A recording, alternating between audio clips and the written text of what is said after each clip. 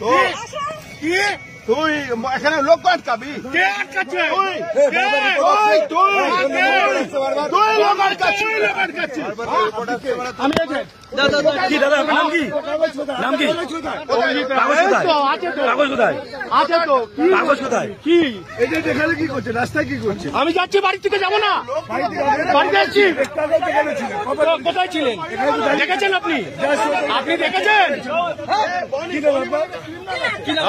Hospital भेज दिया, महिला को एक मार के हॉस्पिटल भेज दिया। बोनी बोले एक नंबर